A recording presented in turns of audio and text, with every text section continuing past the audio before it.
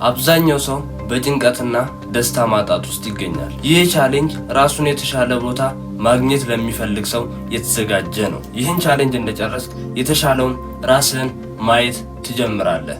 ከዚህ በታች የምዘረዝራቸውን 7 ነገሮች ለተከታታይ 30 ቀናት ያለማቋረጥ የሚያደርግ ሰው የተሻለውን ራሱን ማግኘት ይችላል። በመጀመሪያ ቻሌንጅ ምን ማለት ነው? ቻሌንጅስ የምናደርገው ምንድን ነው? ቻሌንጅ ማለት ፈታኝ የሚመስሉ ነገሮችን መጋፈጥ ወይም ያንን ነገር ለማድረግ በቁርጠኝነት መነሳት እንለዋለን። እስከዛሬ ድረስ አስሮን የነበረውን ማድረግ እየፈለግን እንዳናደርግ ያደረገንን ማሳካት እየፈለግን እንዳናሳካ እንቅፋት የሆነብንን ነገር እንጋፈጣለን ማለት ነው። ስለዚህ ይህንን ለመጋፈጥ እነዚህ 7 ነገሮች ያስፈልጉናል። የመጀመሪያው በተመሳሳይ ሰዓት ከእንቅልፍ መነሳት። ወጥ የሆነ ሰዓት ሞልተን ወይም አዘጋጅተን በዛ ሰዓት መነሳት። ለምሳሌ ጠዋት 11 ሰዓት የምንነሳ ከሆነ ለተከታታይ ቀናት 11 ሰዓት መነሳት። 12 ሰዓትም ከሆነ 12 ሰዓት መነሳት። በዚህ ግን ቻሌንጅ ላይ በጠዋት መነሳት ይኖርብናል። የተሻለውን ሰዓት መምረጥ። ወይ 11 ሰዓት የምንነሳ ከሆነ 11 ሰዓት፣ ወይ 12 ሰዓት የምንነሳ ከሆነ 12 ሰዓት መርጠን በዛ ሰዓት በተመሳሳይ ሰዓት መነሳት። ስለዚህ በጠዋት በምትነሳበት ጊዜ ቀንህን ትቆጣጠረዋለህ ማለት ነው። ቀንህን ለመቆጣጠር አንድ በጠዋት መነሳት ይኖርብሃል። አብዛኛው ጊዜ በጠዋት ሳንነሳ ስንቀር ምንድነው የሚገጥመን?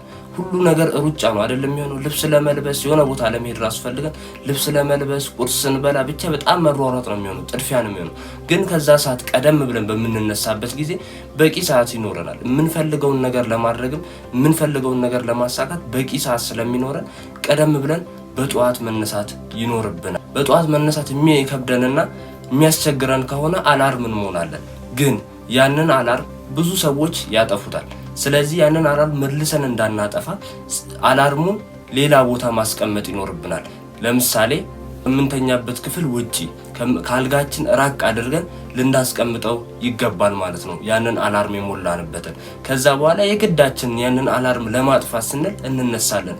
በዛው ከእንቅልፋችን ተነሳን ማለት ነው። ከነቃን በኋላ ደግሞ መልሰን እንቅልፍ እንዳይለን ወዲያው አልጋችንን ማንጣት። ስለዚህ አንድ ቻሌንጅ ልናደርገው የሚገባው ነገር በተመሳሳይ ሰዓት መነሳት ማለት። በተመሳሳይ ሰዓት ስንነሳ ቀናችንን እንገዛዋለን ወይም ቀናችንን እኛ በፈለግነው መንገድ እንወስደዋለን ማለት ነው።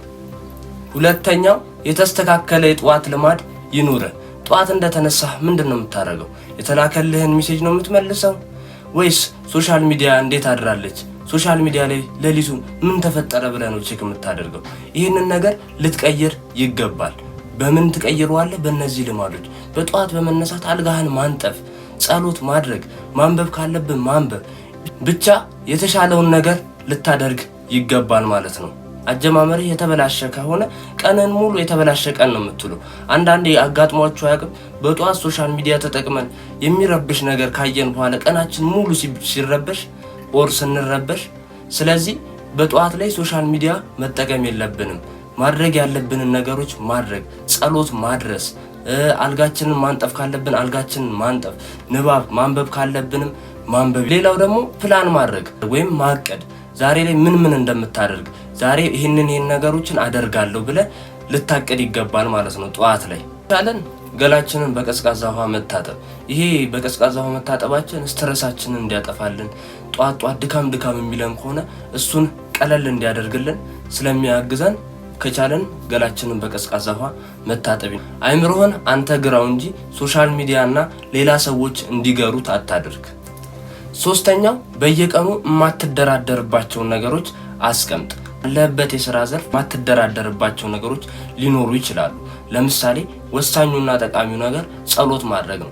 በቀን ተቀን ተግባርህ ላይ ጸሎት ሳታደርግ አለመዋል ወይም ጸሎት ሳላደርግ አሉልም ብለህ መወሰን ማለት ነው። ይሄ የማትደራደርበት አንደኛው። ለምሳሌ ቢዝነስ ላይ ከሆንክ ማድረግ ያሉብን ነገሮች ማድረግ፣ ከክላይንት ጋር ስብሰባ ካለብህ ከነሱ ጋር መሰብሰብ፣ መስራት መጠናቀቅ ያለበት ስራ ከሆነ እሱን ማጠናቀቅ፣ የቀን ተቀን ቱዱ ሊስቶችን ማውጣት። ዛሬ ይሄንን ነገር ስራዎችን አጠናቅቃለሁ፣ ዛሬ ደግሞ ጓደኞቼ ይሄንን ስራ ያጠናቅቃሉ ብለህ እነዚህ ነገሮች መዘርዘር። ፊትነስ ላይም ከሆንክ ዛሬ ጂም ሳልገባ አሉልም ወይም የተስተካከለ ምግብ ሳልበላ አሉልም፣ እንዲህ ነገሮች ማድረግ አለብኝ። ፐርሰናል ግሮዝ ወይም ራስን ማሻሻል የምትፈልግም ከሆነ ዛሬ ጥሩ ቪዲዮ ሳላነብ አልውልም፣ ብቻ ማድረግ ያሉብህን ነገሮች በዝርዝር ታስቀምጣቸዋለህ። እነሱን ነገሮች ደግሞ መገምገም ማሳካትና አለማሳካትን ትገመግማለህ ማለት ነው። ብቻ የማትደራደርባቸው ወይም ኢምፖርታንትና እርጀንት የሆኑ ጉዳዮችን ልታስቀምጥ ይገባል ማለት። አራተኛው ጠዋት ላይ ምንም አይነት ሶሻል ሚዲያ መጠቀም የለብህም። ለምን መሰላችሁ?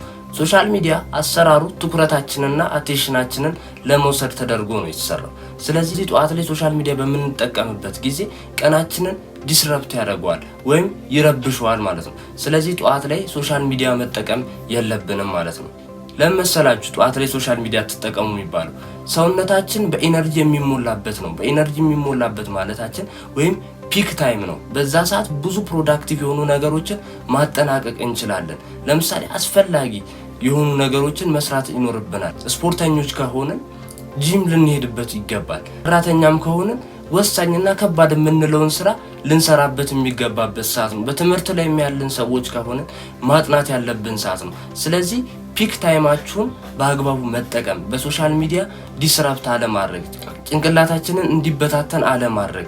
ስለዚህ ጠዋት የሚባለው ሰዓት ደግሞ ከጠዋት ከ12 ሰዓት የምትነሱ ከሆነ ከ12 ሰዓት እስከ 4 ሰዓት ባለው ምንም አይነት ሶሻል ሚዲያ ባትጠቀሙ፣ ኢምፖርታንት ያላችሁት ወይም እርጀንት የምትሉትን ነገር ማድረግ። ኢምፖርታንትና እርጀንት የሚባሉ በጣም ጠቃሚና በጣም አስቸኳይ የሚባሉ ነገሮችን ጠዋት ላይ ከ12 ሰዓት ወይም 11 ሰዓት የምትነሱ ከሆነ በዛ ሰዓት መጠቀም ወይም ማድረግ። ይህንን ነገር ሶሻል ሚዲያ ጠዋት ላይ መጠቀም ወይ ሱስ ወይም ልማድ ካለባችሁ ይህንን ነገር ለመላቀቅ ስልካችሁን ማራቅ ወይም እናንተ ከምትሰሩበት ቦታ ላይ ውጪ ማድረግ። እናንተ መኝታ ቤታችሁ የምትሰሩ ከሆነ ወደ ሳሎናችሁ ማድረግ፣ ስራ ቦታም ከሆነ ያንን ስልክ ማድረግ አንድ ቦታ አስቀምጣችሁ ወይም ለሌላ ሰው ሰጥታችሁ ይህንን ስልክ ይህንን ስራ በሚጨርስበት ሰዓት ትሰጠኛለህ እንጂ ከዛ በፊት ስጠኝም ብለህ እንዳትሰጠኝ ማለት። ወይም ሶሻል ሚዲያ ብሎክ አፖችን መጠቀም፣ በእነሱ ብሎክ በማድረግ ከዛ ሰዓት እስከዛ ሰዓት ያንን ሶሻል ሚዲያ እንዳንጠቀም ማድረግ እንችላለን ማለት ነው። አምስተኛው ለ2 ሰዓት በትኩረት ስራ። አብዛኛው ሰው ለስራ ይቀመጣል እንጂ ስራውን እየሰራ አይደለም። አብዛኛው ሰው ከሰዓት ምንድነው ምሳ የምበላ፣ ነገስ ምንድነው የምለብሰው፣ ወይኔ ሶሻል ሚዲያ ላይ ምን ተፖስቶ ይሆን እያለ ይህንን በማሰላሰልና በማሰብ ላይ ነው ጊዜውን እያባከነ ያለው። በዚህ ቻሌንጅ ለ2 ሰዓት በትኩረት መስራት ስንል ሌላውን ሰዓት ምንም አይነት ስራ አንሰራ ማለት አይደለም። እንዴት እንደምናደርግ በግልጽ ልንገራችሁ። ለ2 ሰዓት በትኩረት መስራት ስንል ይህንን 2 ሰዓት ለ3 እንከፍለዋለን። 40 ደቂቃ አድርገን ማለት ነው። 35 ደቂቃዋን በትኩረት እንሰራለን በደንብ አድርገን፣ 5 ደቂቃዋን እረፍት፣ እንደገና 35 ደቂቃዋን በትኩረት እንደገና 5 ደቂቃ እረፍት፣ 35 ደቂቃ በትኩረት 5 ደቂቃ እረፍት እያደረግን 3 ይሰራል። ስንት ደቂቃ አረፍን ማለት ነው? 15 ደቂቃ አረፍን። ከ2 ሰዓት ውስጥ 15 ደቂቃ አረፍን ማለት ነው። ስለዚህ በእነዚህ እረፍቶች ውስጥ 5 ደቂቃ ብሬክ እናደርጋለን። በእነሱ ብሬክ ውስጥ ግን ምንም አይነት ሶሻል ሚዲያ መጠቀም የለብንም። ኖቲፊኬሽንም የሚያስቸግረን ከሆነ ያንን ኖቲፊኬሽን ማጥፋት፣ ስልካችንን ፍላይት ሞድ አድርገን መስራት። ግን አካባቢያችን ጸጥ ያለ ሊሆን ይገባል። ዲስትራክሽን የሌለበት ቦታ ሊሆን ይገባል።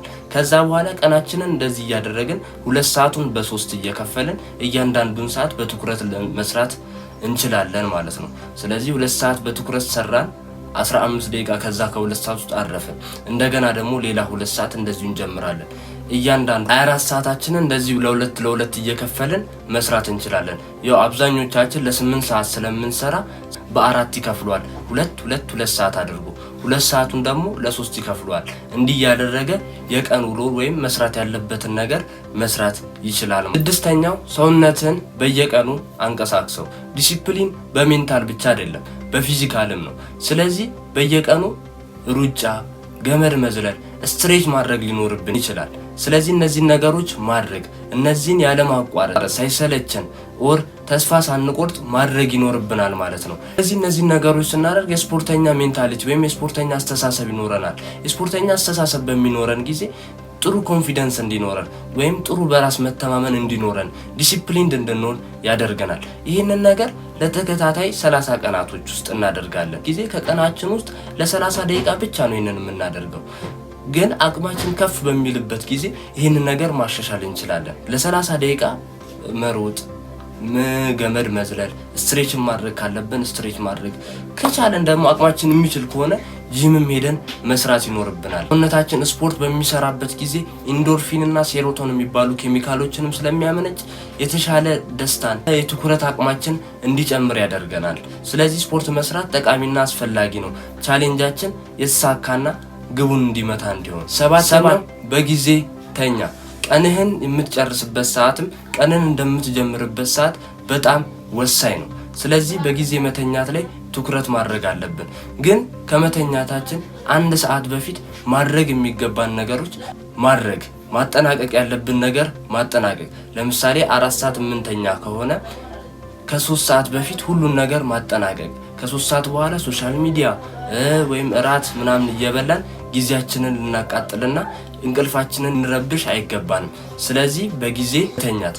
ስለዚህ የምተኛበት ሰዓት 4 ሰዓት ሆኖ 3 ሰዓት ላይ እነዚህ ነገሮች ማድረግ የለብም። ሶሻል ሚዲያ መጠቀም፣ ፊልሞችን ማየት፣ ራት መብላት የለብም።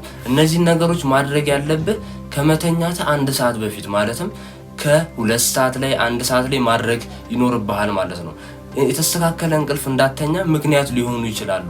ስለዚህ የተረጋጋና ሰላማዊ እንቅልፍ ለመተኛት እነዚህን ነገሮች ማድረግ ይኖርብሃል። ከዛም ደግሞ ተመሳሳይ ሰዓት የምተኛበትን ተመሳሳይ ሰዓት መወሰን ይኖርብሃል። 3 ሰዓት የምተኛ ከሆነ በተመሳሳይ 3 ሰዓት መተኛት፣ 4 ሰዓት የምተኛ ከሆነ በተመሳሳይ 4 ሰዓት መተኛት። የምትነሳበት ሰዓት ተመሳሳይ እንደሆነ ሁሉ የምተኛበትም ሰዓት ተመሳሳይ ሊሆን ይገባል ማለት ነው። ታሰቢያ አብዛኛው ሰው በሞቲቬሽን ይህንን ይጀምራል፣ ነገር ግን ይህን ነገር አይጨርስም።